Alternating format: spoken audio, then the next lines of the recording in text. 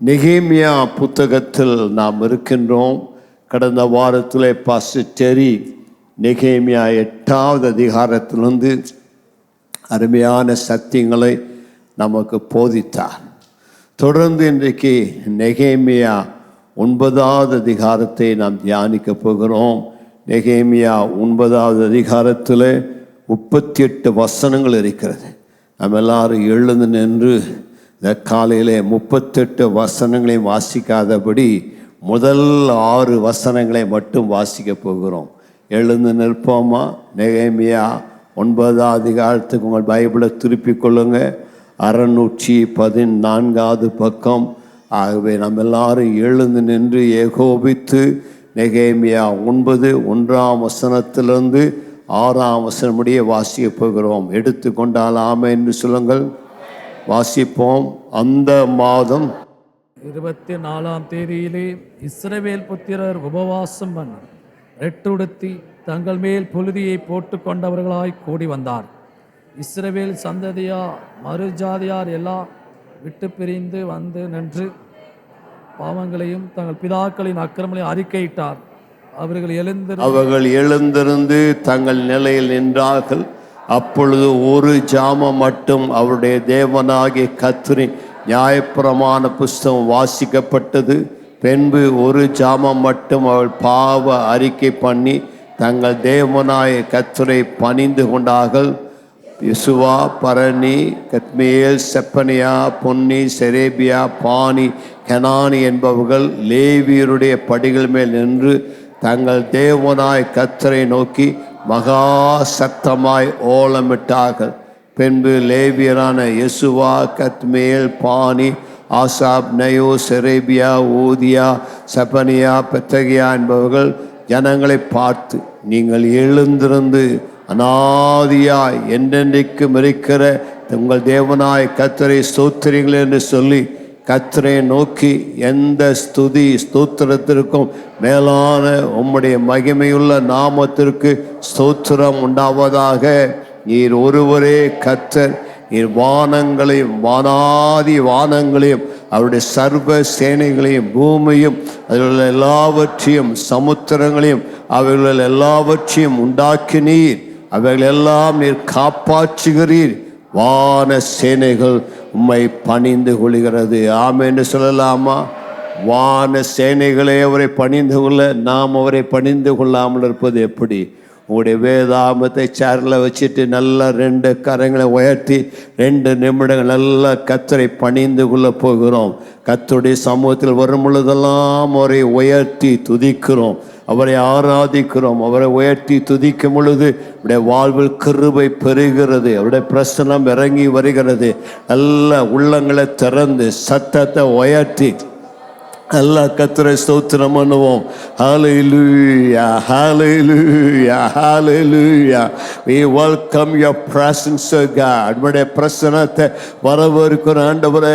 தேவ பிள்ளைகள் கூடி வரும் பொழுதெல்லாம் நாங்கள் உம்மை உயர்த்தி ஆராதனை செய்கிறோம்.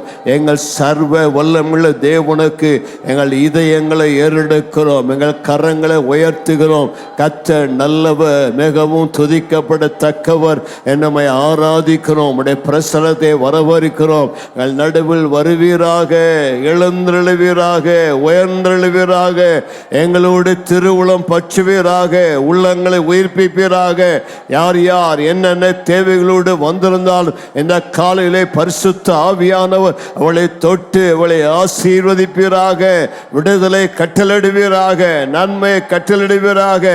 ஏதாயிலும் ஒரு காரியத்தை செய்துள்ள ஆண்டவரே, ஒவ்வொரு உள்ளங்களோடு பேசும் ஆண்டவரே, உடைய சத்தத்தை தொனிக்க பண்ணும்.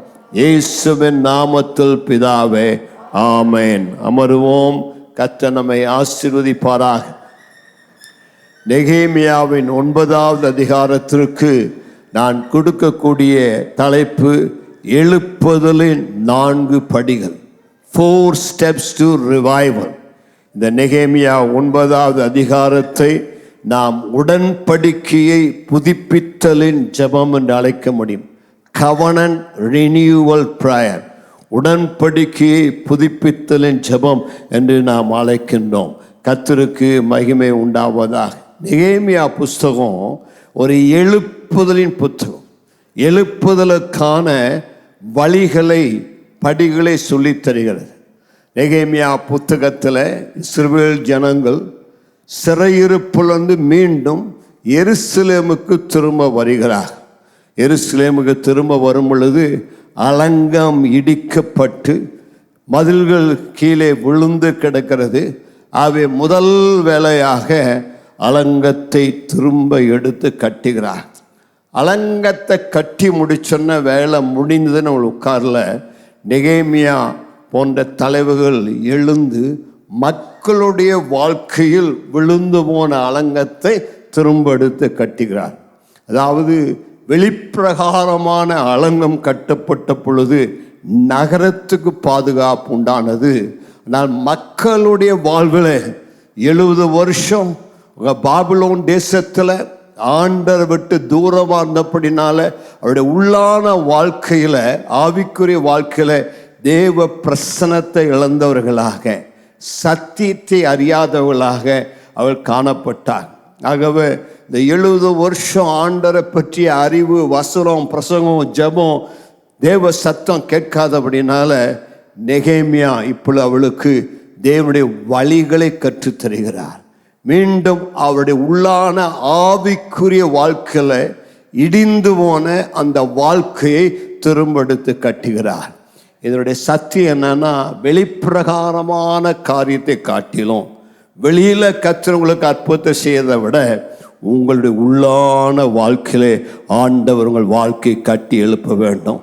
உடைய வலது கரத்தை உயர்த்துங்க. ஆண்டவரே, என்னுடைய ஆவிக்குரிய வாழ்க்கையை, என்னுடைய ஜப வாழ்க்கையை, நம்மோடு நடக்கிற வாழ்க்கையை கட்டி எழுப்புங்க. அது சரியாயிட்டா எல்லாமே சரியாயிடும். அது சரியாகாம வெளியில் என்ன கட்டினாலும் பிரயோஜனம் இல்லை. உள்ளே கட்டப்பட வேண்டும். உள்ளான ஆத்துமா, உள்ளான மனுஷன், உள்ளான வாழ்க்கை கட்டப்பட்டு தேவனோடு உள்ள உடன்படிக்கைகள் புதுப்பித்து கொண்டால் எல்லாம் சரியாகிவிடும். கர்த்தருக்கு மகிமை உண்டாவதாக. அதுதான் நெகேமியா புத்தகத்தினுடைய 9வது அதிகாரத்தின் மைய கருத்தாக இருக்கிறது. நெகேமியா 9வது அதிகாரத்தில் தான் பைபிளையே இருக்கிற லாங்கஸ்ட் ப்ரேயர், நீண்ட ஜெபம் அதில் தான் எழுதப்பட்டிருக்கிறது. ஏறத்தாழ 38 வசனங்கள், அல்லாவிட்டால் 30க்கு மேற்பட்ட வசனங்கள் நெகேமியாவினுடைய ஜெபமாக, இஸ்ரவேல் மக்களுடைய ஜெபமாக இருக்கிறது. அதிகாரம் ஃபுல்லாமே ஜெபம். பக்கத்தில் பார்த்து நீங்கள் எவ்வளோ நேரம் ஜெபம் பண்ணுறீங்கன்னு கேளுங்க. நெகேமியா ரொம்ப நேரம் ஜெபம் பண்ணார், நீண்ட நேரம் ஜெபம் பண்ணார். ஆவிக்குரிய வாழ்க்கை கட்டப்பட நல்ல ஜெபத்தில் தரித்திருக்க வேண்டும். நெகேமியாவை இந்த அதிகாரத்தில் தேவனே, கர்த்தராகிய தேவன் நீரே என்கிற வார்த்தை ஏறத்தாழ 30 தடவைக்கு மேலாக வருகிறது. அப்படின்னா ஆண்டவர் அவ்வளோ நேசித்தார்.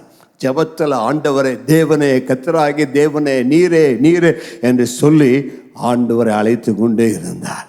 ஜெபம் என்பது தேவன் பேரில் கண்ணோக்கமாக இருந்து தேவனுடைய நாமத்தை சொல்லி சொல்லி அழைப்பதாக காணப்படுகிறது. ஒரு ஆமேன்னு சொல்லலாமா? இந்த நெகேமியா புத்தகம் இந்த ஜெபத்தை 9வது அதிகாரத்திற்கு இந்த ஜெபத்தை எஸ்ரா செய்திருப்பார் என்று சொல்லி வேதாகமம் சொல்லுகிறது. அதாவது எபிரேய வேதாகமத்தை லத்தீன் மொழியில் மொழிபெயர்த்த ஜெரோம், அதற்கு பேர் செப்டூஜன், அந்த மொழிபெயர்ப்பில் எஸ்ரா இந்த ஜபத்தை செய்தார் என்று சொல்லி சொல்லப்படுகிறது. ஆகவே எஸ்ரா செய்த ஜபத்தை நெகேமியா நாம் அறிந்து கொள்ளும்படியாக எழுதி வைத்திருக்கிறார்.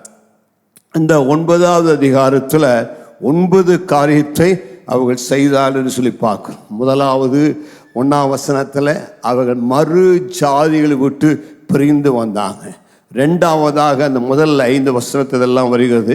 2ஆவதாக என்ன செய்தார்கள்? ரட்டு உடுத்தி புழுதியை தங்கள் மேல் போட்டுக்கொண்டு தேவ சமூகத்தில் தங்களை தாழ்த்தி வந்தார்கள்.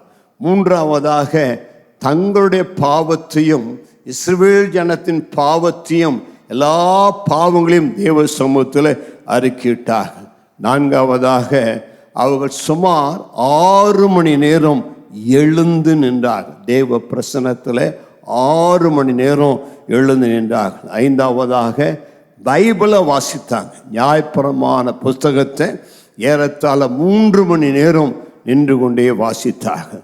6ஆவதாக அவர்கள் கர்த்தரை பணிந்து கொண்டார்கள் அல்லது கர்த்தரை ஆராதித்தார்கள். 7ஆவதாக மகா சத்தமிட்டு ஓலமிட்டார்கள். ஓலம்னா ஒப்பாரி, ஒப்பாரின்னா அழுதாங்க, பாவத்திற்காக துக்கப்பட்டு அழுதாங்க. 8ஆவதாக அவள் கர்த்தரை ஸ்தோத்திரம் செய்தார்கள். 9ஆவதாக அவர்கள் மனம் திரும்பி தேவனோடு தங்களுடைய உடன்படிக்கை புதுப்பித்து கொண்டார்கள். இதுதான் அந்த 9ஆம் அதிகாரத்தினுடைய மிக விசேஷமான காரியங்களாய் காணப்படுகிறது.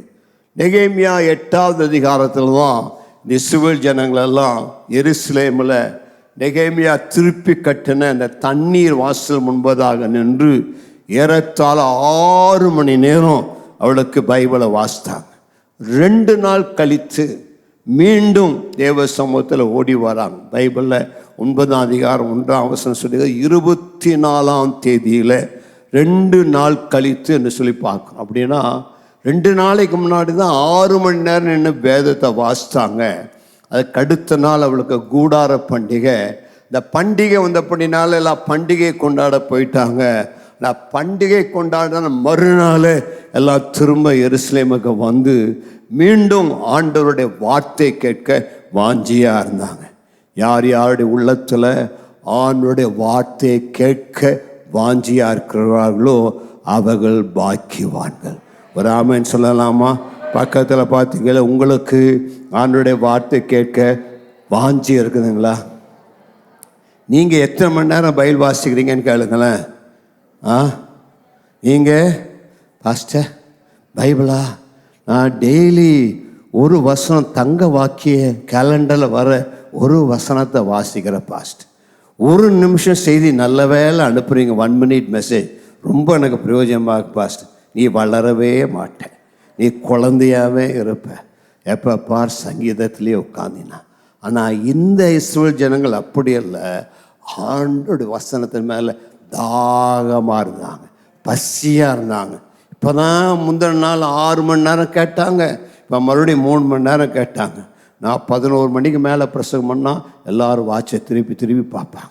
சில இந்த பாஸ்டர் பிரசங்கம் முடிக்க மாட்டான் போல் எழுந்து சட்டசபையில் வெளிநடப்பு செய்வது போல சில வெளிநடப்பு செய்வார்கள். கர்த்தர் உங்களை கவனித்துக் கொள்வாராக. ஆனால் இந்த இஸ்ரவேல் ஜனங்கள் அப்படி இல்லை, 6 மணி நேரம் பிரசங்கம் பண்ணால் கூட கேட்டாங்க. நான் 6 மணி நேரம் பிரசங்கம் பண்ணால் எத்தனை பேர் இருப்பீங்கன்னு எனக்கு தெரியாது. ஆமாம், ஒவ்வொருத்தராக எந்திரிச்சு போயிடுவீங்க. கடைசி சிலரெல்லாம் இருக்கிறாங்க, தோத்திரம் ஒரு நாள் டெஸ்ட் பண்ணி பார்க்க விரும்புகிறேன். சரி, கர்த்தர் நல்லவர். ஆகவே இந்த பிரசங்கம் அவர் மீண்டுமாக 2ஆம் நாளும் 6 மணி நேரம் தேவ பிரசனத்தில் காத்திருக்கிறாங்க. வேத வசனத்தின் மேலே அவ்வளவு ஆவலோடு கூட இருக்கிறார்கள். வேத வசனத்தின் மேலே ஒரு வாஞ்சி வந்து விட்டால் உங்கள் வாழ்வில் ஒரு எழுப்புதல் வந்து விட்டது என்ற அர்த்தம். பக்கத்திற்கு கை கொடுத்து சொல்லுங்க, ஒரு எழுப்புதல் வரப்போகிறது, எழுப்புதலுக்கு ஆயத்தப்படு. எழுப்புதல் வாழ்வில் வர வேண்டும்னா நல்ல வசனத்தின் மேலே தாகம், நல்ல ஒரு கையை உயர்த்தி சொல்லுங்க, ஆண்டவரே என் கண்களை திறந்துள்ளும், எனக்கு ஒரு ஆவிக்குரிய பசியை தாரும். பரோட்டா மேலே அல்ல, சப்பாத்தி மேலே அல்ல, தேவனுடைய வார்த்தையின் மேலே எனக்கு பசி தாகத்தை தருவீராக. உடைய வசனத்தை நான் வாசிக்க, உடைய வசனத்தின் தியானிக்க என் கண்களை திறந்துள்ளும், எனக்கு அப்படி ஒரு ஆத்மா பசியை தருவீராக. கர்த்தர் பேர்பட்ட பசியை தாகத்தை தருவாராக. இந்த நெகேமியா 9ஆம் அதிகாரத்தை 4 காரியங்களை உங்களுக்கு சொல்ல விரும்புகிறேன். எழுப்புதலின் 4 படிகள் என்று சொன்ன 4 பார்வைகள் அல்லது 4 காரியங்கள். எழுப்புதலின் 4 படிகள். முதலாவது மேலே நோக்கி பார்ப்பது. எல்லாம் சொல்லுங்க, அப்வர்ட் விஷன், மேலே நோக்கி பார்க்க வேண்டும். அதுதான் அடோரேஷன், ஆராதித்தல். எழுப்புதலின் முதலாவது காரியம் ஆராதித்தல், தேவனை நோக்கி பார்த்தல், மேலே நோக்கி அவரை பார்த்தல். 2வது ரிஃப்ளெக்ஷன். ரிஃப்ளெக்ஷனா பின்னோக்கி பார்த்தல், கடந்த காலத்தை சீர்தூக்கி பார்த்து ஆண்டவருக்கு நன்றி சொல்லுதல். 2வது காரியம் ஆழ்ந்து நினைவு கூறுதல், ஆழ்ந்து நினைவு கூறுதல். முதலாவது காரியம் ஆராதித்தல், இரண்டாவது காரியம் ஆழ்ந்து ஆராய்தல், ஆழ்ந்து நினைவு கூறுதல். மூன்றாவது காரியம் கன்ஃபெஷன், அவர்கள் அறிக்கையிட்டார்கள். அது அவர்களுக்கு உள்ள பார்ப்பது. மேலே பார்த்தாங்க, இப்பொழுது பின்னோக்கி பார்த்தாங்க, இப்போ உள்ளத்தை பார்க்கிறாங்க. உள்ளத்தை பார்த்து தங்களுடைய உள்ளான நிலையை தேவ சமூகத்தில் அறிக்கை செய்கிறார்கள். நான்காவதாக சப்மிஷன், அர்ப்பணம். எப்பொழுது அவர்கள் சுற்றிலும் பார்க்கிறார்கள், தங்களை ஆண்டோட கரத்தில் ஒப்பு கொடுக்கிறார். தங்களுடைய சூழ்நிலையை பார்த்து ஆண்டோர் முன்னோக்கி பார்த்து தங்களுடைய காரியத்தை அறிக்கையிடுகிறார்கள். ஆகவே adoration, reflection, confession and submission. இல்லாவிட்டால் ஆராதித்தல், ஆராய்ந்து நன்றி கூறுதல், நினைவு கூறுதல், மூன்றாவதாக அறிக்கை செய்தல், நான்காவதாக அர்ப்பணித்தல். இந்த 4 காரியத்தையும் உங்களுக்கு வேகமாக 9ஆம் அதிகாரத்திலிருந்து நினைப்பூட்ட விரும்புகிறேன். முதலாவதாக கர்த்தரை ஆராதித்தார்கள் என்று சொல்லி பார்க்கிறோம். ஆராதனை தான் எழுப்புதலின் அஸ்திவாரம். ஆராதனை தான் நம்முடைய வாழ்க்கையின் அடித்தளம். எந்த ஜனம் தேவனை ஆராதிக்க அறிந்து கொண்டிருக்கிறார்களோ அவர்கள் ஒரு நாள் வெட்கப்பட்டு போவதில்லை, ஒரு நாள் கைவிடப்பட்டு போவதில்லை. தேவ சமூகத்தில் நாம் வரும் பொழுதெல்லாம் நமக்கு 1000 பிரச்சனை இருக்கலாம், 1000 காரியங்கள் இருக்கலாம். எல்லாவற்றையும் ஆண்டட்ட வந்து, ஆண்டவரே எனக்கு எதை செய்யுங்க, அப்படி செய்யுங்க, நான் சிறையிருப்பில் இருக்கிறேன், கஷ்டப்படுறேன்னு சொல்கிறத விட்டுட்டு தேவனுடைய பாதத்தில் வரும் பொழுதெல்லாம் அவரை ஆராதிக்க கற்றுக்கொள்ள வேண்டும். இங்கே நெகேமியா அப்படி தான் ஆரம்பிக்கிறார் அந்த ஜெபத்தை. தேவ சமூகத்தில் வரும் பொழுது 5ஆம் வசனத்தை 3ஆம் வசனத்தோடைய கடைசி வரிய வாசிங்க. பாவ அறிக்கை பண்ணி ஒரு ஜாமம் மட்டும் அவர்கள் பாவ அறிக்கை பண்ணி தங்கள் தேவனாகிய கர்த்தரை பணிந்து கொண்டார்கள். ஒரு ஆமென் சொல்லலாமா? தங்கள் தேவனாகிய கர்த்தரை பணிந்து கொண்டு. யாரை பணிந்து கொண்டாங்க? கைகளை போய் சொல்லுங்க. ஆண்டவரே, உம்மை பணிந்து கொள்ள வந்திருக்கிறேன், உம்மை தொழுது கொள்ள வந்திருக்கிறேன், உம்மை ஆராதிக்க வந்திருக்கிறேன். அவர்கள் ஒரு ஜாமம் மட்டும். எத்தனை ஜாமங்க? ஒரு ஜாமன்னா 3 மணி நேரம். எத்தனை மணி நேரங்க? எவ்வளோ நேரம் அவங்க கர்த்தரை ஆராதித்தாங்க? சொல்லுங்களேன் சத்தமா. பக்கத்தில் பார்த்து சொல்லுங்கள், நீங்கள் ஆராதிக்க ரெடியா? 3 மணி நேரம் ஆராதிக்க ரெடியா?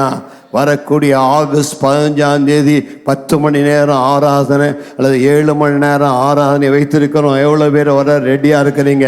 நான் ஸ்டாப் வர்ஷிப். ஏமேன். கர்த்தரை இடைவிடாமல் ஆராதிக்கிற ஜனங்கள் பாக்கியவான்கள்.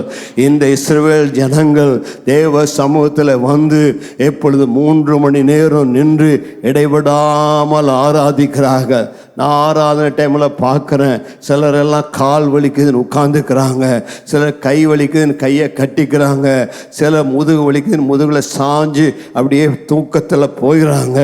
அவர்களுக்கு கர்த்தர் ஒன்றும் செய்ய மாட்டார். அவர்கள் உட்கார்ந்துருக்கிறது போல ஆண்டவர் கையை மடக்கி உட்கார்ந்து கொள்ளுவார்.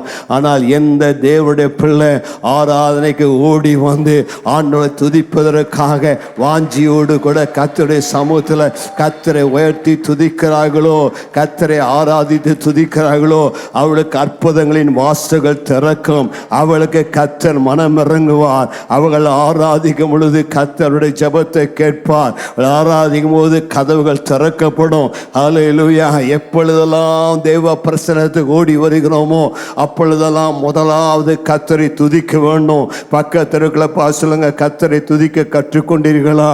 துதி தான் உங்களுடைய வாழ்வின் அடித்தளமாக இருக்க வேண்டும். ஒவ்வொரு நாளும் கால் எழுந்த உடனே எனக்கு அது வேணும் இது வேணும் ஆண்டவர்கிட்ட கேட்கறதுக்கு பதிலாக, ஆண்டவரே நீ நல்லவர், உம்மை உயர்த்தி துதிக்கிறேன், நீ சர்வ வல்லவர், உம்மை ஆராதிக்கன்னு சொல்லி நல்ல கர்த்தரை ஸ்தோத்திரம் பண்ண வேண்டும். இந்த காலையில் ஆராதனை உட்கார்ந்து கொண்டிருந்தாலும் உங்கள் வாய்கள் துதித்து கொண்டே இருப்பதாக, உங்கள் வாய்கள் ஸ்தோத்திரத்தை முணுமுணுத்து கொண்டே இருப்பதாக சொல்லுங்க. ஆண்டவரே நீர் எவ்வளவு நல்லவர், எவ்வளவு கிருபையில் வாசிங்க.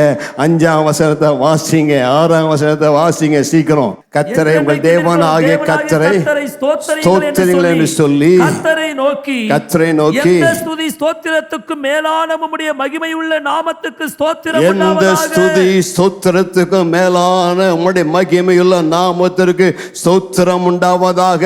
நீர் ஒருவரே கர்த்தர். எல்லாரும் கையை உயர்த்தி சொல்லுங்க, நீர் ஒருவரே கர்த்தர். நீர் வானங்களையும் வானாதி வானங்களையும் அவைகளுடைய சர்வ சேனைகளையும் பூமியையும் அதிலுள்ள எல்லாவற்றையும் சமுத்திரங்களையும் அவைகளில் உள்ள எல்லாவற்றையும் உண்டாக்கினீர். கைகளை அசைத்து சொல்லுங்க, நீரே எல்லாவற்றையும் சிருஷ்டித்தவர், நீரே எல்லாவற்றையும் உண்டாக்கினவர், நீரே எல்லாவற்றையும் காப்பாற்றுகிறவர். வான சேனைகள் சூரிய சந்திர நட்சத்திரங்கள் ஏற்க எல்லாமே பணிந்து கொள்கிறது. இப்படிதான் நெகேமியா தன்னுடைய ஜெபத்தை ஆரம்பிக்கிறார்.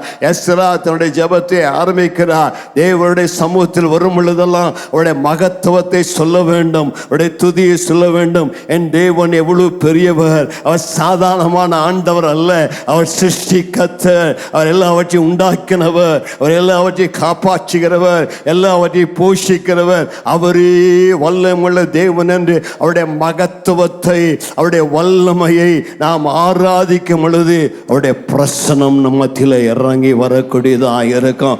அவருடைய பாதத்தில் போகும் பொழுதெல்லாம் அப்படிதான் துதிக்கும். நமக்கு 1000 பிரச்சனை இருக்கலாம், 1000 கஷ்டம் இருக்கலாம். எடுத்த உடனே ஆண்டவரே எனக்கு கஷ்டப்படுறேன், எனக்கு பிரச்சனை அப்படின்னு சொல்வதில்லை.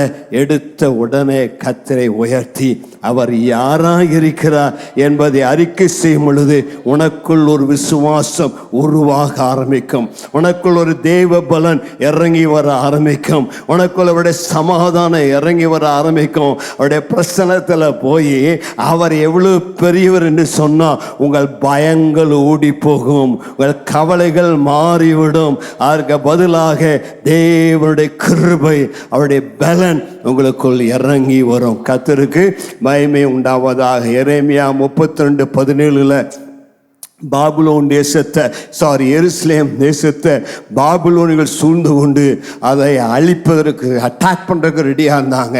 அப்ப எரேமியா என்ன சொன்னா வாசிங்க 17. கர்த்தராகிய ஆண்டவரே, கர்த்தராகிய ஆண்டவரே, இதோ தேவரீர் உம்முடைய மகா பலத்தினாலும் நீட்டப்பட்ட உம்முடைய புயத்தினாலும் வானத்தையும் பூமியையும் உண்டாக்கினீர்.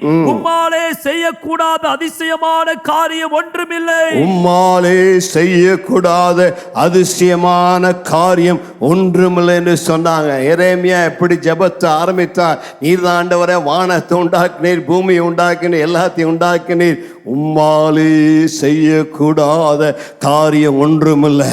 இன்னைக்கு உன் வாழ்க்கையில் எத்தனை பிரச்சனை இருந்தாலும், எத்தனை போராட்டம் இருந்தாலும், எத்தனை தேவையோடு வந்திருந்தாலும், இன்றைக்கு காலையில் ஆராதனைக்கு ஓடி வந்திருக்கிற நீ உன் பிரச்சனையை நினைச்சிட்டு உட்கார்ந்துருக்காத, உன்னுடைய சூழ்நிலையை நினைச்சிட்டு கர்த்தரை துதிக்காம உட்கார்ந்துருக்காத. எல்லா பாடுகள் நடுவே பிரச்சனை மத்தியில் நீ கையை உயர்த்தி, ஆண்டவரே உம்மால செய்யக்கூடாத அதிசயமான காரியம் ஒன்று இல்லைன்னு சொல்லி ஆண்டருக்கு கொஞ்சம் ஐஸ் போட்டினா, ஆண்டரை கொஞ்சம் உயர்த்தினா, ஆண்டரை கொஞ்சம் புகழ்ந்தீனா, அந்த பலன் உனக்குள் இறங்கி வரும். உனக்குள் ஒரு விசுவாசம் வரும். என்னுடைய சூழ்நிலை அவருக்கு ஒன்றுமில்லை, என் பிரச்சனை அவருக்கு ஒன்றுமில்லை, இன்றைக்கு எனக்கு ஒரு அற்புதத்தை செய்வா, இன்றைக்கு என் சூழ்நிலை மாற்றுவா, இன்றைக்கு அவருடைய கிருபை மேலே இறங்கி வரும். காரணம், நான் சேவிக்கிற தேவன், நான் ஆராதிக்கிற தேவன் அவர் சாதாரணமானவர் அல்ல. நான் ஆராதிக்கிற தேவன் அகிலத்தையும் ஆகாயத்தையுமே உண்டாக்கினார். அவரால் செய்யக்கூடாத காரியம் எதுவும் இல்லை. என்னுடைய பிரச்சனை அவருக்கு லேசான காரியம், என்னுடைய சூழ்நிலை அவருக்கு லேசான காரியம். எவ்வளவு தூரம் நீ கர்த்தரை வாய் விட்டு துதிக்கிறாயோ, எவ்வளவு தூரம் கர்த்தரை உயர்த்தி துதிக்கிறாயோ, அவ்வளவு தூரம் உள்ளத்தில் நம்பிக்கை பெருகும், விசுவாசம் பெருகும், கிருபை பெருகும், தைரியம் பெருகும். ஒரு விசுவாசத்தில் எழுந்து கர்த்தர் எனக்காக யாவை செய்து முடிப்பார், எனக்கு செய்ய முடியாது ஒன்றுமே இல்லை, இதெல்லாம் அவர் செஞ்சார்னா எனக்கும் அவர் செய்ய வல்லவர். அப்போஸ்தலர் நடபடிகள் 4ஆம் அதிகாரம் 24ஆம் வசனத்திலே அப்போஸ்தலர்கள் அற்புதமாக சத்துருக்கள் இவளை சூழ வரும் பொழுது, உபத்திரம் ஆரம்பித்த பொழுது, இவளை கூப்பிட்டு அதிகாரிகள் மிரட்டிய பொழுது அவள் என்ன சொன்னாங்க? வாசிங்க 24. அவர்கள் அதை கேட்டு ஒருமனப்பட்டு தேவனை நோக்கி சத்தமிட்டு, கர்த்தாவே, நீர் வானத்தையும் பூமியையும் சமுத்திரத்தையும் அவைகளில் உள்ள யாவற்றையும் உண்டாக்கின தேவனாயிருக்கிறீர். ஆண்டவரிடத்தில் அப்படிதான் சொன்னாங்க. ஆண்டவரே, அவங்களுக்கு பிரச்சனை சொல்லலை. ஆண்டவரே, நீதான் எல்லாவற்றையும் உண்டாக்கின தேவன். நீ இவ்வளவு பெரிய தேவனாக இருக்கும்போது இவங்கெல்லாம் புறஜாதிகளை கொந்தளித்து அவங்க விருதாக்காயத்தை சிந்தித்து அப்படியெல்லாம் பிளான் பண்ணா அதனால என்ன? நீ பரலோக சிங்காசனத்தில் வீற்றிருக்கிறவர், நீர் எல்லாவற்றையும் ஆளுகை செய்கிறவர். அவை நாம் தேவனிடத்தில் வரும் பொழுது நம்முடைய கவனத்தை நம்முடைய பிரச்சனை மேலே அல்ல, நாம் ஆராதிக்கிற தேவன் யாராயிருக்கிறார் என்பதிலே கவனம் செலுத்தும் பொழுது நம்முடைய விசுவாசம் பலப்படுத்தப்படுகிறது. இரண்டாவதாக அவர் செய்த காரியம், அவர்கள் ஆராய்ந்து பார்த்தார்கள், ஆழ்ந்து நினைவு கூர்ந்து ஆண்டவருக்கு நன்றி சொன்னாங்க. ரிஃப்ளெக்ஷன். ஆண்டோடைய சமூகத்தில் வரும் பொழுதெல்லாம் கடந்த காலத்தில் கர்த்தர் எனக்கு எவ்வளவு நல்லவராக இருந்தார், கடந்த காலத்தில் கர்த்தர் எனக்கு என்ன நன்மை செய்தார், அதை நினைத்து நினைத்து துதிகளை ஏறெடுப்பது தான் கர்த்தருடைய வார்த்தையாக இருக்கிறது.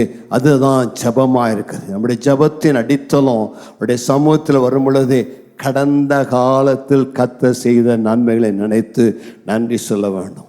எல்லாரும் சொல்லுங்க. 103ஆம் சங்கீதம் 1ஆம் வசனம். ஆத்துமாவே கர்த்தரை ஸ்தோத்திரி, என் முழுவலுமே அவருடைய பரிசுத்த நாமத்தை ஸ்தோத்திரி. ஆத்துமாவே கர்த்தரை ஸ்தோத்திரி, அவர் செய்த சகல உபகாரங்களையும் மறவாதே. ஆமா, எல்லாரும் சேர்ந்து சொன்னா கூட்டம் முடிஞ்சிருச்சு, வீட்டுக்கு போகலாம் அப்படிங்கிற எண்ணம் இல்லை. அந்த சங்கீதத்தை என்ன சொல்றார்? அவர் செய்த சகல உபகாரங்களையும் மறவார். 103ஆம் சங்கீதத்தில் செய்கிற உபகாரத்தை எல்லாம் ஒவ்வொன்றா சொல்லி துதிக்கிறார். 107ஆம் சங்கீதத்தில் கர்த்தர் செய்த நன்மைகள் எல்லாம் சொல்லி சொல்லி துதிக்கிறார். 105ஆம் சங்கீதத்தில் கர்த்தர் செய்த நன்மைகள் எல்லாம் சொல்லி சொல்லி துதிக்கிறாங்க. வேதத்தில் நீங்கள் வாசித்தீங்கன்னா பல அதிகாரத்தில் சரித்திரத்தை திரும்ப திரும்ப சொல்லி அதை நினைவு கூர்ந்து நன்றி சொல்லுவார்கள். இங்கே 3 மணி நேரம் ஆராதித்தாங்க. பிறகு 3 மணி நேரம் பாவ அறிக்கை செய்து வேத வசனத்தை வாசிக்கும்படியாக எழுந்து நிற்கிறாங்க. அப்போ 3 மணி நேரம் வேத வசனத்தை வாசிப்பதற்கு தங்களை ஒப்பு கொடுக்குறாங்க. வேத வசனத்தை என்ன வாசித்தாங்க? ஆண்டவர் கடந்த நாட்களிலே இஸ்ரவேல் ஜனங்களுக்கு என்ன அற்புதங்களை செய்தார் என்பதை தான் அவர்கள் வாசித்தார்கள். அதாவது எஸ்ரா ஏறத்தாழ 1000 ஆண்டுகள் ஆபிரகாமின் காலத்திலிருந்து பாபிலோனிய சிறையிருப்பு வர இஸ்ரவேல் ஜனத்திற்கு கர்த்தர் செய்த இரக்கங்களை, கிருபைகளை, நன்மைகளை நினைவு கொண்டு அதை தொகுத்து எழுதக்கூடியவராக இருக்கிறார். அதனால் அந்த வசனத்தை வாசிக்கிறாங்க. நம்முடைய வாழ்விலும் கூட ஆண்டோடைய வார்த்தைக்கு அதிக முக்கியத்துவம் கொடுக்க வேண்டும். ஆண்டோடைய வார்த்தை வாசிக்கிறதுக்காகவே நீங்கள் ஃபாஸ்டிங் போட்டு அந்த உபவாச ஜெபத்தில் வெறும் பைபிளை மாத்திரம் வாசித்து பாருங்கள். உங்களுக்கு நடக்காதெல்லாம் நடக்க ஆரம்பிக்கும். உங்களுக்கு அற்புதங்கள் தேடி வரும். சிறைக்கதவுகள் திறக்கப்படும். பிரதர் எசேக்கியா பிரான்சினுடைய நண்பர் அடிக்கடி சொல்லுவார், பைபிள் வாசிக்கிறதுக்காகவே நீங்கள் ஃபாஸ்டிங் போட்டு பைபிளை மணிக்கணக்காக வாசிங்க, கர்த்தர் உங்களுக்கு அற்புதங்களை செய்வாரான்னு பாருங்க. ஆனந்த ஸ்திரா என்ற பிரசங்கியார், அவர் காலில் போகும்போதெல்லாம் பைபிளை கேட்டுகிட்டே இருப்பார். பைபிளை கேட்டே இருக்கும்போது அவருக்கு நிறைய தரிசனங்கள், அநேக அற்புதங்கள் நடக்கும். வேதத்தை வாசித்தால் உங்களுக்கு அற்புதங்கள் நடக்கும். என்னுடைய அன்பு மகன் பாஸ்டர் ஜான் பிரகாசம் இந்த ஆராதனையோட மனைவியோடு இருப்பது சந்தோஷம். அவர் ஒரு நாளைக்கு பைபிளை 10 அதிகாரம் வாசிக்கிறேங்கிறார். எ பிஸி பாஸ்டர். அவருக்கு ஏராளமான வேலைகள், அநேக காரியங்களை கவனிக்கிறார் டெய்லி. ஆனால் 10 அதிகாரத்தை வேதத்திலிருந்து வாசிக்க கேட்கிறார். அந்த சவாலை கேட்ட என் மனைவி அவர்களும் 10 அதிகாரம் வாசிக்க ஆரம்பித்திருக்கிறாங்க. என்னுடைய அப்பா முழங்காலில் நின்று வேதத்தை வாசிப்பாங்க.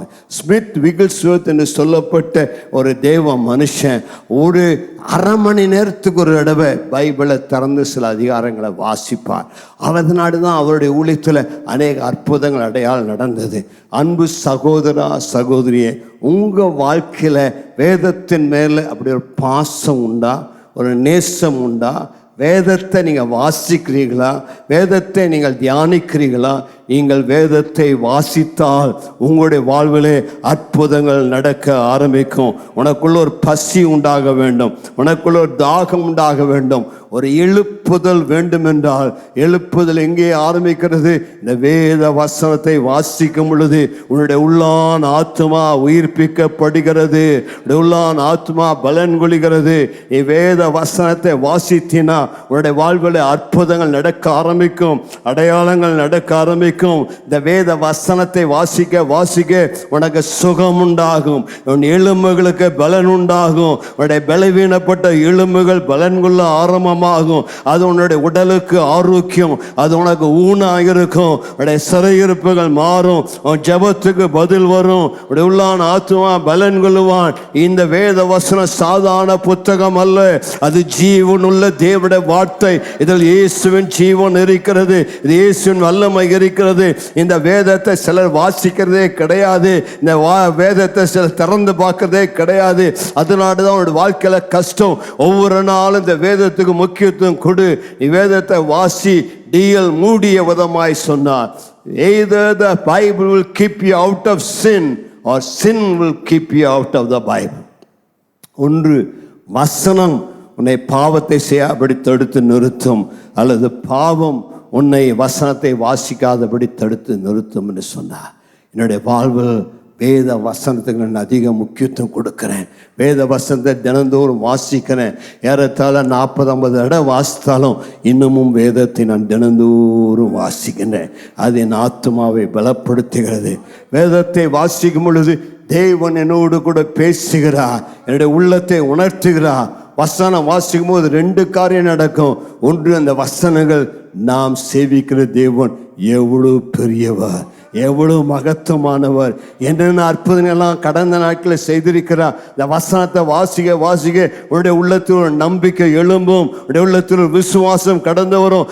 அவர்களுக்கு கர்த்தர் அதை செய்தால் எனக்கும் கர்த்தர் அதை செய்ய வல்லவர் என்று நீயும் உன் உள்ளத்தில் நம்பிக்கை பெற ஆரம்பிப்பாய். அதுதான் இந்த வசனத்தினுடைய சத்தியமாக இருக்கிறது. ஏனென்றால் இயேசு நேற்றும் என்றும் என்று மாறாதவர். கடந்த நாட்கள் செய்த அற்புதத்தை மீண்டும் எனக்கு செய்ய வல்லவராக இருக்கிறார். அல்லேலூயா. இன்னைக்கு நல்ல சாட்சியில கேட்டோம். அநேகர் ஆண்டுடைய வார்த்தை விசுவாசித்தாங்க. 52 நாள் ஒரு அற்புதம் நடக்கும்னு நான் கர்த்தருடைய வார்த்தையை முன்னிட்டு சொன்னேன். நெகேமியாவுக்கு கர்த்தர் 52 நாள் அலங்கத்தை கட்டினால் உனக்கும் ஒரு அற்புதம் நடக்கும்னு சொன்னேன். அநேக இந்த வார்த்தை பற்றி கொண்டார்கள். பல சாட்சிகளை கேட்கிறோம். 52 நாளைக்குள்ள ஒரு கல்யாணம் நடந்துச்சு. 52 நாளைக்குள்ள ஒரு கடன், 1 கோடி கடன் அடைபட்டது. 52 நாள் அநேகருக்கு கர்த்தர் அற்புதத்தை செய்தார். பக்கத்திற்கு கை கொடுத்து சொல்ல, அவர்களுக்கு செய்த ஆண்டவர் உனக்கும் செய்ய வல்லவர். இந்த பைபிள் ஆண்டவர் குஷ்டரோகியை சுகமாக்கினார் என்றார், பெரும்பாடுள்ள ஸ்திரியை சுகமாக்கினார் என்று சொன்னார். உனக்கும் கர்த்தர் செய்ய வல்லவர். கையை உயர்த்தி ஆண்டுக்கு நன்றி சொல்லு. என் இயேசு மாறாதவர், என் இயேசு நல்லவர், என் இயேசு சர்வ வல்லவர். இன்றைக்கும் அவருடைய வார்த்தைகள் மாறாதவைகள். அன்றைக்கு செய்த அந்த அற்புதங்களை எதற்காக வேதத்தில் எழுதி வைத்திருக்கிறார்? வெறும் சரித்திரம் அல்ல, வேதாகமும் தேவன் யார் என்பது இந்த சரித்திரமா இருக்கிறது. Bible reveals the history of God. என் தேவன் கடந்த நாட்களில் என்னென்ன அற்புதங்களை செய்தார் என்கிற சரித்திரம் இந்த என்னுடைய வாழ் வரும் பொழுது அது என்னை உயிர்ப்பிக்க கூடியதாக இருக்கிறது.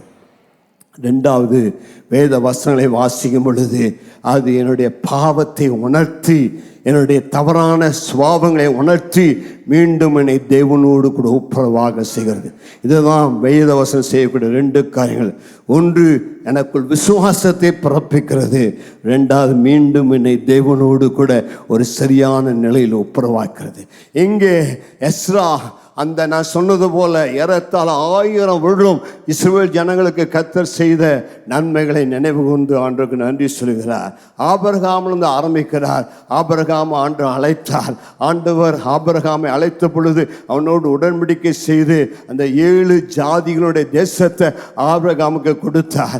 இஸ்ரவேல் ஜனங்கள் எகிப்து தேசத்தில் அடிமைகளாக இருந்த பொழுது தேவன் அவருடைய கூக்குரலை கேட்டு அந்த அடிமைத்தன வாழ்விலிருந்து பார்வோன் கையிலிருந்து அற்புதங்களினால் அடையாளங்களினால் விடுதலை ஆக்கினார். அவர்கள் கானான் தேசத்துக்கு கடந்து போக முடியாதபடி செங்கடல் அவளுக்கு நடுவாய் இருந்த பொழுது செங்கடலை 2ஆய் பிளந்தவர், உனக்கும் பல கடல்களை பிளக்க அவர் வல்லவராக இருக்கிறார். எந்த தடையாக இருந்தாலும் இன்றைக்கு அவரை ஆராதிக்கும் பொழுது உடைய தடைகள் விலகுவதாக, உனக்கு அற்புதங்கள் நடப்பதாக. இஸ்ரவேல் ஜனங்களுக்கு கர்த்தர் பகலே மேகஸ்தம்பம் இரவிலே அக்கினி சமமாக இருந்து வழி நடத்தினார். அன்றைக்கு ஜிபிஎஸ் இல்லாத காலத்தில் பரலோக ஜிபிஎஸ் ஆக தேவன் அவளை சரியான வழியிலே வழி நடத்தினார். வழி தெரியாத உனக்கு இன்றைக்கு அவனுக்கு வழியை காட்ட வல்லவர். கையை உயர்த்தி கேளு. இஸ்ரவேல் ஜனத்திற்கு வழியை காண்பித்தவரே, உடைய நல்ல ஆவி அவளை செம்மையான வழியிலே நடத்தினது. எனக்கு என்ன தீர்மானம் எடுக்குன்னு தெரியல ஆண்டவரே, எப்படி போறதுன்னு தெரியல, பிசினஸ்ல வாழ்க்கையில எனக்கு வழி காண்பீங்கன்னு சொன்னா அந்த நல்ல ஆவியானவர் உன்னை சத்தியத்தின் பாதையில் நடத்துவா. நீ நடக்க வேண்டிய வழி உனக்கு காட்டுவா. வழி இது, இதுல நட என்று சொல்லுகிற சத்தத்தை கேட்பாய். இந்த காலையில குழப்பத்தோடு வந்திருக்கிறாயா, பிரச்சனையோடு வந்திருக்கிறாயா, பரிசுத்த ஆவியானவர் உன் மேல் இறங்கி வருவார். நீ அவரை ஆராதிக்கும் பொழுது கர்த்தருடைய ஆவியானவர் இஸ்ரவேல் ஜனத்தை 40 ஆண்டுகள் வனாந்தரத்தில் வழி இல்லாத இடத்துல நடத்தினவர். உனக்கு வனாந்தரத்தில் வழிகளை திறக்க பண்ணி உனக்கு அற்புதங்களை செய்ய வல்லவராயிருக்கிறார். 40 வருஷம் அவளை பராமரித்தார், அவளை போஷித்தார். 40 வருஷம் வனாந்தரத்தில் எந்த பேக்கரி இல்லை, ஹோட்டல் இல்லை, சம்பூர்ணா ஹோட்டல் இல்லை, குப்பண்ணா கடை இல்லை. ஆனால் 40 வருஷம் அவளுக்கு பரலோகத்திலிருந்து பரலோக மன்னாவை தந்தார். அந்த பரலோக மன்னாவை ஹெவன்லி மல்டி வைட்டமின் டேப்லெட் என்று சொல்லி அழைக்கலாம். ஒரே ஒரு மன்னாவை சாப்பிட்டா போதும், அந்த ஒரு நாளைக்குள்ள பலன். 40 வருஷம் அந்த மன்னாவை சாப்பிட்டாங்க. அவங்களுக்கு வியாதி வரல, காய்ச்சல் வரல, பலவீனம் வரல, ஆஸ்பத்திரியில் நோயில். கர்த்தர் அவளுக்கு சுகத்தை கொடுத்தார்.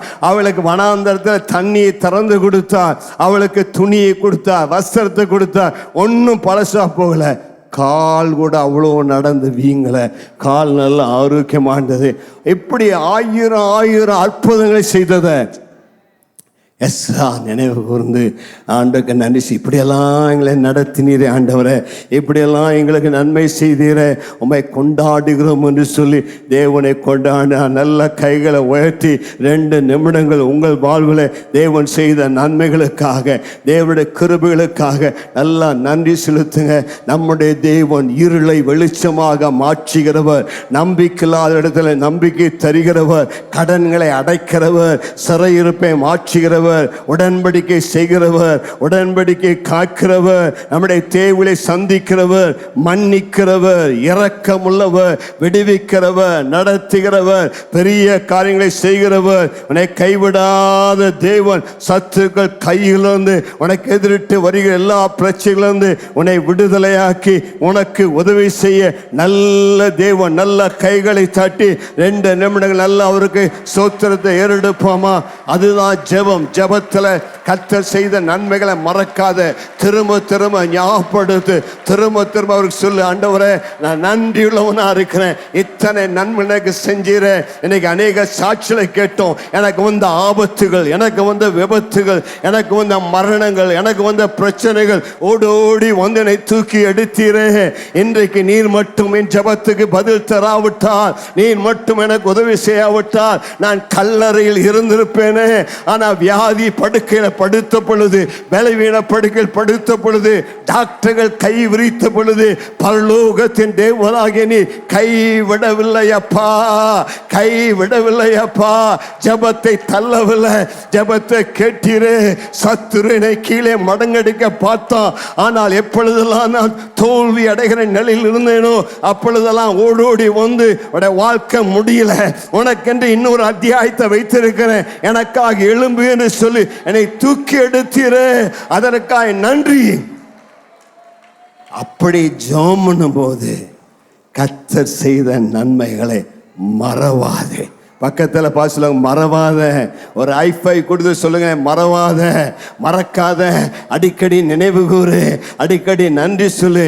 அப்படி கர்த்தர் செய்த நன்மைகளெல்லாம் சொல்ல சொல்ல உனக்குள் விசுவாசம் பெருக்கெடுத்து வரும், உனக்குள் தைரியம் வரும். கர்த்தனை கைவிடவே மாட்டார். கடந்த காலத்தில் அந்த அற்புதங்களை செய்தார், நிச்சயம் எனக்கு மீண்டும் அதே அற்புதங்களை செய்ய வல்லவர். ஆகவே நன்றியோடு கூட நினைவு கூர்ந்தார். மூன்றாவதாக அறிக்கையிடுதல், கன்ஃபெஷன். இப்போ அவர்கள் உள்ளே நோக்கி பார்க்குறாங்க. அவர் வானத்தை அண்ணாந்து பார்த்து தேவனுக்கு நன்றி சொன்னாங்க. பின்னோக்கி பார்த்தவருடைய வாழ்க்கையை நினைத்து நன்றி சொன்னாங்க. இப்பொழுது தேவனுடைய வார்த்தை உள்ளத்தை படமிட்டு பார்க்கிறது. 16ஆம் வசனத்தை வாசிங்க. எங்கள் பிதாக்களாகிய அவர்களோ அகங்காரமாய் நடந்து தங்கள் கழுத்தை கடினைப்படுத்தி உம்முடைய கற்பனைகளுக்கு செவி கொடாதே போனார்கள். இப்போ நெகேமியா ஆண்டோடைய வார்த்தையினால் உணர்த்தப்படுகிறார். பிதாக்களுடைய காலத்தில் அவர்கள் செய்த தவறுகளை கூட அறிக்கையிடுகிறார். ஆண்டுடைய சமூகத்தில் வரும் பொழுதெல்லாம் நம்ம செய்யக்கூடிய மூன்றாவது காரியம், நம்முடைய குறைகளை அறிக்கையிட்டு அவரிடத்தில் மன்னிப்பு கேட்க வேண்டும். கடந்த காலத்தில் தலைமுறையாய் நம்முடைய பெற்றோர்கள் செய்த பாவங்களாகட்டும், தலைமுறையாய் வந்த சாபங்களாகட்டும், நம்முடைய வந்த பாவங்களாகட்டும், அதையெல்லாம் அறிக்கை பண்ணி அதெல்லாம் மன்னிப்பு கேட்கும் பொழுது மன்னிக்கிற நல்ல தேவனாக இருக்கிறார். இஸ்ரவேல் ஜனங்களுக்கு கர்த்தர் அவ்வளோ நன்மை செய்தும் திரும்ப திரும்ப பாவத்தில் விழுந்தாங்க, திரும்ப பாவம் செய்தாங்க. அதையெல்லாம் நெகேமியா சொல்லி அவன்கிட்ட மன்னிப்பு கேட்கிறார். வாசிங்க. இப்பொழுது வாசிக்க கேட்டோம். 16ஆம் வசனத்தை மீண்டும் வாசிங்க. எங்கள் பிதாக்களாகிய அவர்களோ அகங்காரமாய் நடந்து தங்கள் கழுத்தை கடினப்படுத்தி உம்முடைய கற்பனைகளுக்கு செவி கொடாதே போனார்கள். இப்போ நம்முடைய பாவமெல்லாம் என்னன்னு பார்க்க வேணும். இந்த இஸ்ரவேல் ஜனங்கள் செய்த பாவம் தான் நாமளும் செஞ்சுருக்கிறோம். அவள் என்ன பாவம் செஞ்சாங்க? அகங்காரமாய் நடந்தாள். இப்படி நடந்தாங்க. அகங்காரம்னா பெருமை, மனமேட்டிமை, அவருடைய வாழ்க்கைக்கு கீழ்ப்படியாம், அப்படிதான் நடப்பேன், யார் கேட்கறது அப்படின்னு ஒரு மாதிரி இருமாப்பா அகங்காரமாய் நடந்தான். அப்புறம் என்ன? கழுத்தை கடினப்படுத்தினார். கழுத்தை கடினப்படுத்தினா வணங்கா கழுத்துலகம், அலைஞ்சு கொடுக்க மாட்டேன், நுகத்தை ஏற்க மாட்டேன், அவனுடைய வசனத்துக்கு கீழ்ப்படிய மாட்டேன்னு சொல்லி அவருடைய கற்பனைக்கு செவி கொடுக்காம போனாங்க. 18ஆம் வசனத்தை வாசிங்க. அவர்கள் வார்ப்பிக்கப்பட்ட ஒரு கன்றுக்குட்டியை தங்களுக்கு உண்டாக்கி இது உன்னை எகிப்திலிருந்து கொண்டு வந்த உன் தெய்வம் என்று சொல்லி கோபமூட்டத்தக்க பெரிய அக்கிரமங்களை செய்திருந்தால், அவர்கள் கோபமூட்டத்தக்க பெரிய அக்கிரமம். அதாவது ஆண்டவருக்கு எது கோபமூட்டுனா, ஆண்டவரை விட்டுட்டு மற்றதன் மேல நம்பிக்கை வைக்கும் பொழுது. இந்த இஸ்ரவேல் ஜனங்கள் தன அற்புதத்தை, செங்கடலை 2 பிளந்தார, மண்ணாவை தந்தார், எல்லாம் தந்தார். அவங்க ஒரே நிமிஷத்தில் எங்களை நடத்தி வந்த தெய்வம் யாருன்னு எங்களுக்கு தெரியல, கண்ணுக்குட்டி நீ தாண்டா எங்கள் தெய்வம், வாடா அப்படின்னு சொல்லி பொண்ணுனால் ஒரு கண்ணுக்குட்டியை செய்து அதை தான் நீ எகிப்திலிருந்து நீ தான் கொண்டு வந்தா என்று சொல்லி தேவனுக்கு கோபம் மூட்டினார். அருமையான ஐயா அம்மா, உங்கள் வாழ்க்கையில் தேவனுக்கு கோபம் மூட்டக்கூடிய, எரிச்சல் மூட்டக்கூடிய பாவங்கள் இருக்குதான்னு பார்க்கணும். ஒன்று விக்கிரக ஆராதனை, 2வது வேசித்தனம், ஒன்று தேவனை மறந்து அந்நிய தெய்வங்களை நாடுதல், தேவனுடைய வல்லமை மறந்து பிள்ளி சூனியம், மந்திரம், எந்திரம், மந்திரவாதம் பின்னாடி செல்லும். அது மாதிரி ஆண்டவருக்கு எரிச்சல் மூட்டுவது எதுவுமே கிடையாது. இச்சர்ச்சுக்கும் வர ஆண்டவரை விட்டுட்டு மற்றது மேலே நம்பிக்கை வைத்தினா அது ஆண்டவர் அற்பமாக எண்ணுகிறாய், அது ஆண்டவருக்கு பிடிக்காது. 2வது வேசித்தனம், சரீரத்தை, தேவன் ஆலயத்தை கெடுப்பது அவருக்கு பிடிக்காத காரியம். 26ஆம் வசனத்தை வாசிங்க.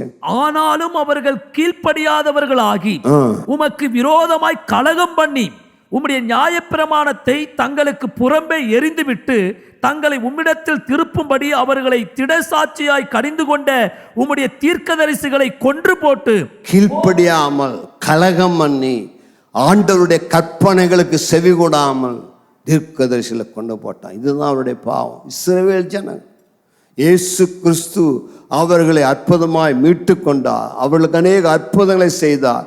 எத்தனை நன்மை செஞ்சாலும் திரும்ப திரும்ப திரும்ப திரும்ப பாவத்தில் போகிறாங்க. கீழ்ப்படியவில்லை, முரட்டாட்டம் பண்ணாங்க, கலகம் பண்ணாங்க, ஆண்டவருக்கு விரோதமாக தூஷித்தாங்க, பிளாஸ்பீம் பண்ணாங்க, பிரசம்சிஸ்டன்ஸ், வேண்டுமென்றே பாவத்தை செய்தாங்க.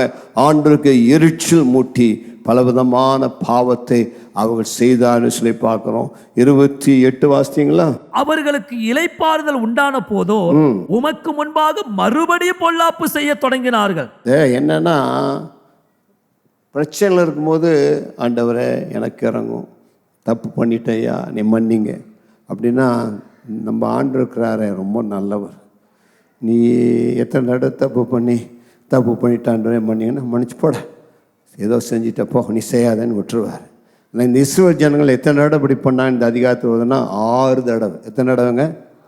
அதுக்கு மேலேயே பண்ணாங்கன்னு இவர் 6 தடவை தான் சொல்கிறார். இந்த நியாயாதிபதி புத்தகத்தை படிக்கும் போதெல்லாம் எனக்கு வேடிக்கையாக இருக்கும். ஆண்டவர் அவர்களை சிஸ்ரா கையில் ஒப்பு கொடுப்பார். அவங்க அழுவாங்க, ஐயோ இந்த ஆட்சி தாங்க முடியலன்னு சொல்லி ஒரு தெபோரால் எழுப்பார், விடுதலை ஆவாங்க. மீண்டும் ஒரு பிரச்சனை, இன்னொரு ராஜா வருவார் ஏகூத்து, அவங்ககிட்ட அடிமைப்படுவாங்க, மீண்டும் அழுவாங்க, மீண்டும் ஆண்டு வெடிப்பார், மீண்டும் மீதியான வருவாங்க, மீண்டும் அவங்க அழுவாங்க, மீண்டும் ஆண்டு வெடிப்பாங்க. நியாயாதிபதி புத்தகம் 21 அதிகாரத்து இதே கதை தான். நல்லா இருப்பாங்க, ஆண்டவர் உதவி செய்வார். ஒரு 30 வருஷம் 40 வருஷம் ஆண்டவர் பின்பற்றுவாங்க. அந்த நியாயாதிபதி மாதிரி சொன்ன பழைய குருடி கதவை தர அப்படின்னு மறுபடியும் பழைய வாழ்க்கைக்கு போவாங்க.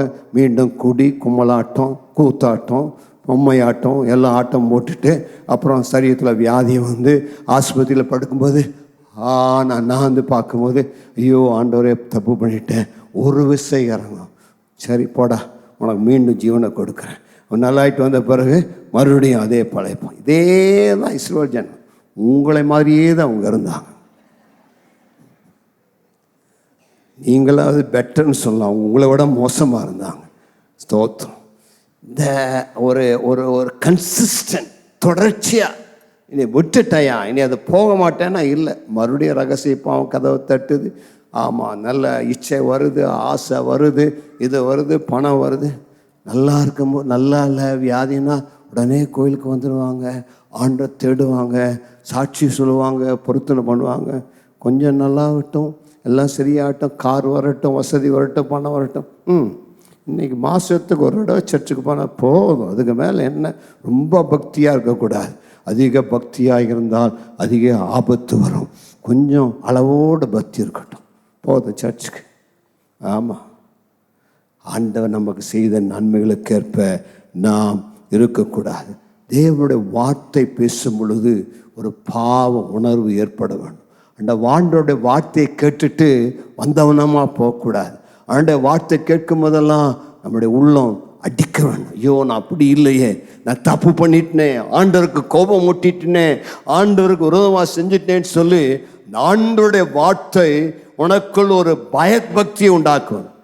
ஆண்டவர் ஏசாயா 66 சொல்றாரு, என்னுடைய வசனத்திற்கு பயந்து நடுங்குகிறவனை நான் கண்ணோக்கி பார்க்கிறேன். அவனுடைய வசனத்துக்கு பயப்படுகிற பயம் உனக்குள்ள உண்டா? வசனத்தை கேட்கிறாய், ஏதோ ஒரு பிரசங்கம் கேட்டேன் அப்படின்னு போகிறாய், அப்படி அல்ல. நெகேமியா காலத்தில் வசனத்தை கேட்ட பொழுது பயந்து நடுங்கினார். ஜோனத்தன் எட்வர்ட்ஸ் என்று சொல்லப்பட்ட ஒரு பிரசங்கியார் sinners in the hands of angry God என்று ஒரு பிரசங்கத்தை பண்ணினார். அவரு நம்மை மாதிரி கூட நல்லா பிரசங்கம் பண்ண மாட்டார். வசனத்தை எழுதி வச்சு, பிரசங்கத்தை எழுதி வச்சு அப்படியே படித்தார் ஒரே டோனில். நாமெல்லாம் தான் தூங்கி இருந்திருப்போம். ஆனால் அந்த ஜனங்கள் அந்த பிரசங்கத்தை வாசிப்பதை கேட்ட பொழுது பாவ உணர்வு அடைந்து எல்லாம் எழுந்து சேருக்கடியில், பெஞ்சுக்கடியில், டேபிள் கடியில் போய் படுத்துட்டு, ஐயோ ஆண்டவரே என் மேலே இறக்கமாயிரும், என்னை அழிக்காதையும் என்று கதறினாங்க. வெஸ்லி காலத்தில், சார்ல்ஸ் ஃபின்னி காலத்தில் பிரசங்கம் பண்ணும் பொழுது அப்படி ஒரு பாவ உணர்வு ஏற்பட்டது. சில ஆண்டுகளுக்கு முன்பதாக ஒரு பிரசங்கியா PN புதூரில் ஒரு ஓப்பன் ஏரில் பேசிட்டு இருந்தா, பேச ஒரு வாலிபன் எழுந்து நெஞ்ச தட்டி அடிச்ச, ஐயோ நான் பாவி, இயேசுவே எனக்கு கரங்குன்னு அழுதான். அந்த மாதிரி கிரியை நம்முடைய காலத்தில் நடக்க வேண்டும். அதற்காக நான் வாஞ்சிக்கிறேன். இன்னைக்கு பிரசங்கத்தை கேட்கிற நிறைய பேர் கண்களை கண்ணீர் வர வேண்டும், அவர்கள் அழ வேண்டும், மனம் திரும்ப வேண்டும். ஐயோ நான் இவ்வளோ துன்மார்க்கமாக போயிட்டேனே, இவ்வளோ ஆண்டுக்கு பிரியமெல்லாம் போயிட்டேனே, இவ்வளோ பாவத்தை செய்து விட்டேனே என்று அழும்பொழுதுதான் ஒரு எழுப்புதல் ஆரம்பிக்கும். எழுப்புதல் அடையாளம் மனம் திரும்புதல். ஒரு ஆமேன்னு சொல்லலாமா? எழுப்புதல் அடையாளம் ஆர்ப்பரிப்பல்ல, எழுப்பின் அடையாளம் நல்லா கைகளை தட்டி டான்ஸ் ஆடுவதல்ல. எழுப்பின் அடையாளம் பாவ உணர்வை அடைந்து பலிபீடத்துக்கு முன்பதாக ஓடி வந்து முழங்கால் படியிட்ட கண்ணீர் சிந்தி, தேவனே எனக்கு இறங்கும், என்னை மன்னியும், மீண்டும் என்னை முடமாய் உயிர்ப்பியும் என்று கதறி கேட்பதுதான் உண்மையான மனம் திரும்புதலா இருக்கு. நெகேமியா காலத்தில் எஸ்ரா 8ஆம் அதிகாரத்தில் வசனத்தை வாசித்த பொழுது ஜனங்கள் எல்லாரும் கண்ணீர் சிந்தி அழுதார்கள். அதுதான் எழுப்புதலுங்க. யோசியா ராஜா ஆண்ட காலத்தில் வசனத்தை கண்டுபிடிச்சாங்க. வசனத்தை வாசித்த பொழுது அவன் சட்டையை கிழிச்சு தூசியை போட்டுட்டு ராஜா மனம் திரும்பி சிங்காசனத்தை இறங்கி அழுகிறான். இஸ்ரவேல் ஜனங்கள் அவ்விதமாய் வேத வசனத்திற்கு நியாயப்பிரமாணத்துக்கு முக்கியத்துவம் கொடுத்தார்கள். எப்பொழுதெல்லாம் தேவ ஜனங்கள் தேவ வார்த்தைக்கு முக்கியத்துவம் கொடுக்கிறார்களோ அப்பொழுது தேவன் கிரியை செய்ய ஆரம்பிக்கிறார். அவருடைய வார்த்தை கிரியை செய்ய ஆரம்பிக்கிறது. அப்பொழுதுதான் தேவன் நம்மை அவரிடமாய் திருப்பி அவருடைய திட்டத்தை நம்முடைய வாழ்விலே நிறைவேற்றுகிறார். ஏசாயா தீர்க்கதரிசி அவதமாகத்தான். ஏசாயா தீர்க்கதரிசி ஏசாயா 6 தேவ சிங்காசனத்தை பார்த்த பொழுது அவனுக்கு ஒரு பாவ உணர்வு ஏற்படுகிறது. இந்த ஆராதனை பார்த்த உடனே அவன் அழுது சொல்லி, ஐயோ நான் அசுத்த உதடு உள்ள மனுஷன், பாவிகள் நடுவே வாசமா இருக்கிறேன், சேனைகளின் தேவனாய் கர்த்தனை ராஜாவை என் கண்கள் கண்டதே என்று அழுகிறான். உடனே ஒரு தேவதூதன் வந்து வாயை தொட்டு அவரை சுத்திகரிக்கிறான். நம்ம ஆராதனையெல்லாம் அப்படி நடக்கணுங்க. நல்ல கையை உயர்த்தி கேட்போமா, ஆண்டவரே எங்களுடைய ஆராதனைகள் சாதாரண ஆராதனைகளாக இருக்கக்கூடாது. ஏதோ வந்தோம் உட்கார்ந்தோம் ஒரு பிரசங்கத்தை கேட்டோம் நல்லா இருந்துன்னு போனோம் அப்படியெல்லாங்க. ஆராதனையில் தேவ சத்தத்தை கேட்க வேண்டும். ஆராதனை தேவனோடு பேச வேண்டும். நான் உணர்த்தப்பட வேண்டும். நான் மன்னிப்பு கேட்க வேண்டும். நான் மனம் திரும்ப வேண்டும். என் பாவங்களை அறிக்கிட வேண்டும். ஒப்புரவாகுவதோடு ஒப்புரவாக வேண்டும். என்னுடைய வாழ்வில் தவறான காரியங்களுக்காக நான் மனஸ்தாபப்பட்டு ஆண்டவரிடத்தில் மனம் திரும்பி வர வேண்டும். அதுதான் உண்மையான ஆராதனை. அதுதான் எழுப்புதல். அதுதான் தேவன் கிரியை செய்கிற ஆராதனை. ஏதோ நல்ல பிரசங்கம் கையை தட்டணும் கேட்டோம் கொண்டோம் கொண்டாடினோம் அல்ல. ஆண்டவர் என்னுடைய உள்ளத்தில் இடைப்படுவீராக, என்னோடு பேசுவீராக. உண்மையான எழுப்புதல் தேவ ஜனங்கள் தங்கள் பாவத்தை அறிக்கை செய்து மனம் திரும்பி தேவனிடத்தில் வந்து அங்கே தங்கள் வாழ்க்கை புதுப்பிக்கும் போதுதான் எழுப்புதல் நடக்கிறது. நெகேமியா 9ஆம் அதிகாரத்தில் நீங்கள் பார்த்தீங்கன்னா 32வது வசனத்தில் சொல்லுகிறார்கள், ஆண்டவரே எங்களுக்கு பல கொடுமைகள் பல தீமைகள் நேரிட்டது, சகல எங்களுக்கு நேரிட்ட சகல வருத்தமும் உமக்கு முன்பாக அற்பமாய் காணப்படாதிருப்பதாக. நாங்கள் இன்னைக்கு ரொம்ப தீமை அனுபவிக்கிறோம் ஆண்டவரே, ரொம்ப கஷ்டத்தில் இருக்கிறோம், ரொம்ப பிரச்சனை இருக்கோம். எங்கள் பிரச்சனை உங்க முன்னாடி ஒன்றுமில்லாமல் இருக்க வேண்டாம் ஆண்டவரே. எங்கள் பிரச்சனைங்க கண்டுகொள்ளாமல் விடாதீங்க. எங்கள் பாவத்தின் நிமித்தம் எங்களுடைய தவறான வாழ்க்கை நிமித்தம் எங்கள் வாழ்க்கையில் மிகவும் நொந்து போய் வந்திருக்கிறோம். நாங்கள் மிகவும் வேதனைப்பட்டு வந்திருக்கிறோம். எங்கள் வாழ்க்கையில் நடக்கக்கூடாத காரியங்களாம் நடந்து விட்டது. நாங்கள் சிறுமைப்படுத்தப்பட்டிருக்கிறோம், சிறைப்பட்டு இருக்கிறோம், பலவீனப்பட்டிருக்கிறோம். ஆகவே இன்றைக்கு காலையில் உம்மிடத்தில் வந்து உம்முடைய இரக்கத்தை கேட்கிற ஆண்டவரே.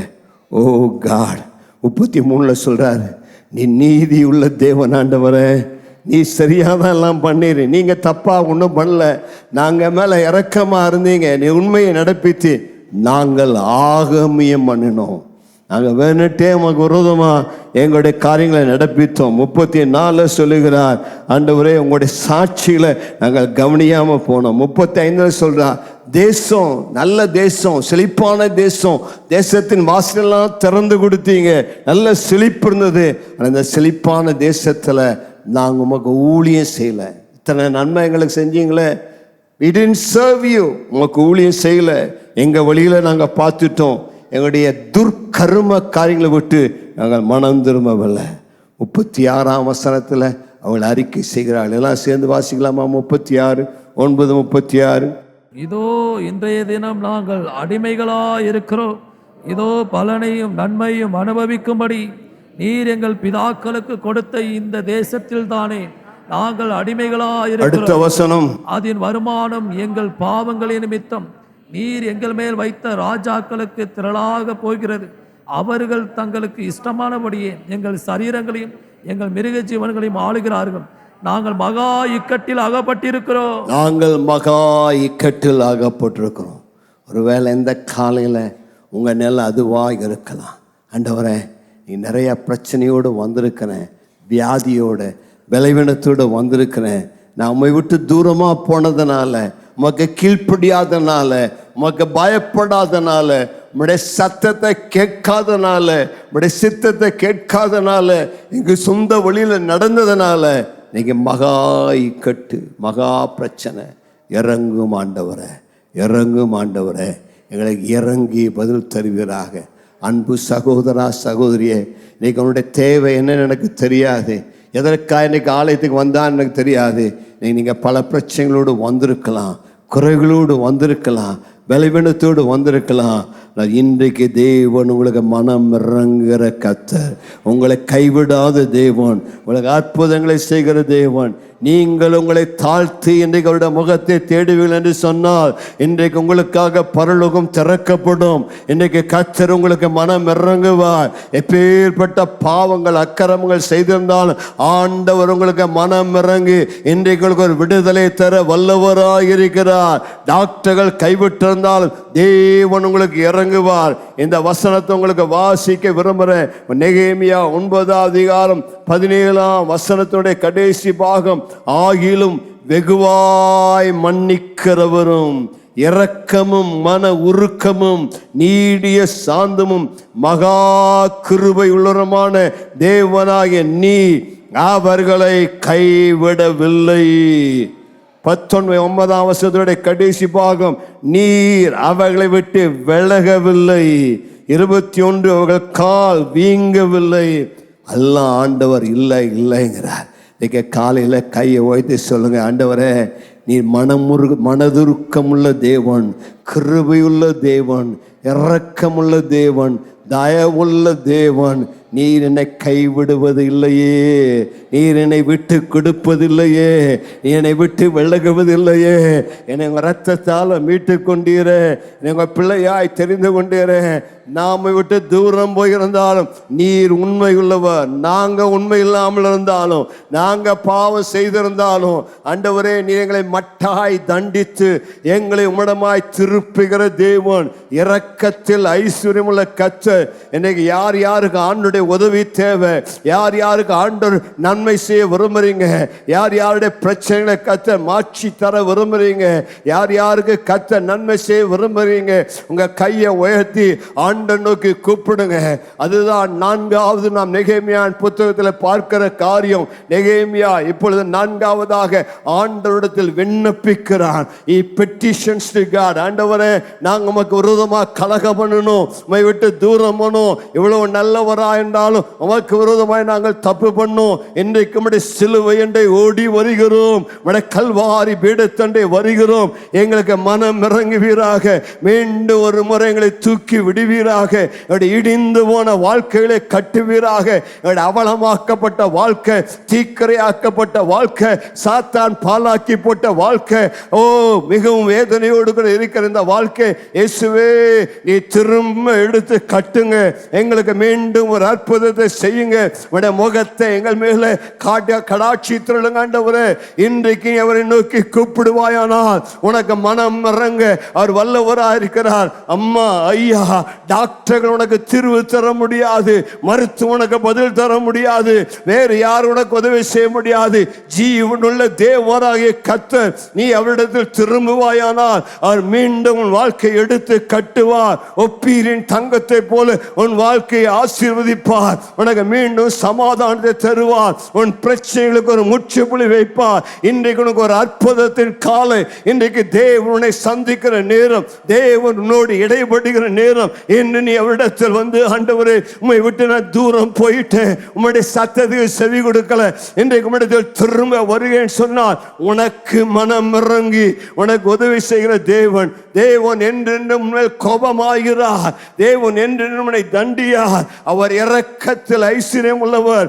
ஆண்டவராய் இயேசு உன் பேரில் அதிக அன்பு கொண்டு உனக்காகவே இந்த பூமிக்கு உன்னை தேடி வந்தார். இயேசுவே மெய்யான தெய்வம். இயேசுவை தவிர வேறே தெய்வம் கிடையாது. இயேசு உனக்காகவே இறங்கி வந்தார். இயேசு உனக்கு தம்மை வெளிப்படுத்தவே தேவகுமாரனாக இந்த உலகத்தில் வந்தார். உன்னுடைய பாவத்திற்காக, உன்னுடைய அக்கிரமங்களுக்காக கல்வாரி சிலுவையிலே மரித்தார். இயேசுவை தவிர வேறு ஒருவரும் இந்த உலகத்தில் உன் பாவங்களுக்காக மரிக்க கிடையாது. ஆகவே தான் இயேசுவை தெய்வம் என்று அழைக்கிறோம். ஏனென்றால் இயேசு தெய்வத்தை தவிர இந்த உலகத்தில் எந்த தெய்வமோ, எந்த நபி நாயகமோ, எந்த மகானோ உன்னுடைய அக்கிரமத்திற்காக, உன்னுடைய பாவத்துக்காக மரிக்கவில்லை. காரணம், உன்னுடைய வாழ்வில் பாவ சுபாவம் அது உன்னுடைய உள்ளத்தில் ஒட்டி கொண்டிருக்கிறது. அந்த பாவ சுபாவத்திலிருந்து உன்னை விடுவிக்க வல்லவர் ஒரே ஒரு தெய்வம், அவர்தான் இயேசு கிறிஸ்து. இயேசுவின் பாவத்தை மன்னிக்கிற மட்டுமல்ல, உனக்காக சிலுவையில் மரித்தபடினாலே தம்முடைய திவ்ய சுபாவத்தை உனக்கு தருகிறார். உன்னுடைய மாம்ச சுபாவத்தை, அழுக்கான சுபாவத்தை, அழுக்கான இருதயத்தை எடுத்து போட்டு அந்த அழுக்கான இருதயத்துக்கு பதிலாக இயேசு தம்முடைய தெய்வீக சுபாவத்தை, அவருடைய உள்ளத்தை உனக்கு தர வல்லவராயிருக்கிறார். அதுதான் மற்ற மதங்களுக்கும் கிறிஸ்துவ மார்க்கத்துக்கும் உள்ள வித்தியாசம். மற்ற மதங்கள் உனக்கு சொல்லும், இதை செய், அதை செய், இங்கே போ, அங்கே போ, இந்த புனித ஸ்தலத்துக்கு வா, உன் வாழ்க்கை மாற்றப்படும் என்று சொல்லி. இயேசு அப்படி சொல்லவில்லை.